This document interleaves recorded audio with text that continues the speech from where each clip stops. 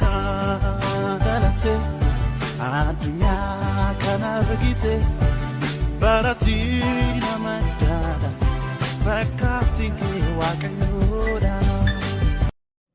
Yoo yaa jirtu kabajamtoonni fi jaalatamtoonni maatiiwwan hundi ejjitii hundi keessan nagaa fi kabajaan keenya idduma jirtanitti sanaa qaqqabu sunin jecha warroonni toora YouTube chaanaalii kanaaf immoo haaraa ta'an toora YouTube chaanaalii kana subscribe gochuudhaan akkasumas viidiyoo kana like gochuudhaan eegalaa isinin jenna jechuudha.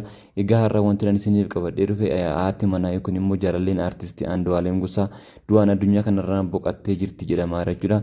Egaa akkamitti akka ajjeefamte eessatti akka ajjeefamtee fi eenyuun akka ajjeefamte odeeffannoo guutuusaa qabannee isiniif dhiyaadhee jira jechuudha. Kanaaf hanga dhumaatti viidiyoo kana hordofaa yookiin immoo dhaggeeffadhaa isin jenna jechuudha. Like akkasumas immoo subscribe gochuu hin dagatinaan affeerraa keenya. Galate adunya kana begite barati namajada fakati ke wakayoda.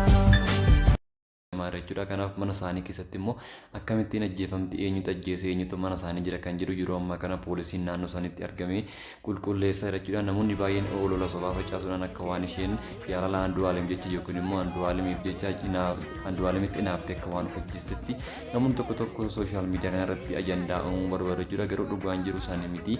Hanga ammaatti akkamitti akka ajjeefamte eenyu akka ajjeese wanti adda bahe tokko illee hin jiru jechuudha. Poolisiin naannoo mana isaaniitti argamee adunya kana begite barati namajada fakati ke wakayoda. Osoo oduu akkanaa sodaabdanii gaariidha isin jenna jechuudha. Akka namni Andu'aalemitti dhiyaatu tokko yookiin immoo lalisaa Indiris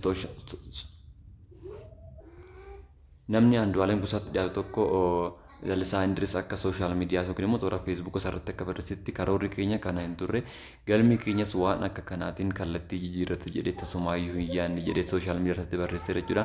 Kana malees kun oduu gaddaa qofa miti oduu dabaadha jechuudhaan barreessee jira jechuudha. Akka malee lapheen na cabe waan jechaas na wallaalee duuteetta jedhee amanuuf ammallee sagalee keetu gurra keessaa anna jira jechuudhaan toora feesbuuk irratti barreessee jechuudha.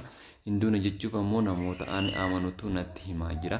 Egaa maal gochuutu danda'ama? Yaada nama caalaa yaada waaqatu jiraata. Nuti sooma hiikaa booda hojii konsertii albama ayyaantu akkamiin akka hojjechuu qabnu mari'annee kan taa'e garuu kunoo isa kana waan jedhu hin qabu jechuudhaan barreessee jechuudha.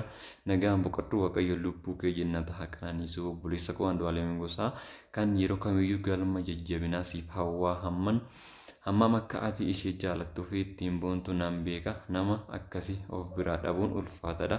Qormaata ulfaataa si mudate kana obsa ittiin dandamattuuf keessa baatu Rabbi siif haa laatu. Maatiif firoottan isheef jajjabinaa gona jechuudhaan namni Andu'aalemitti dhiyaatu kuni akkas jechuudhaan toora sooshaal miidiyaa irratti barreesse jechuudha. Kana malees namoonni olola sobaa of ta'an osoo dhiistanii gaariidha isin jenna jechuudha.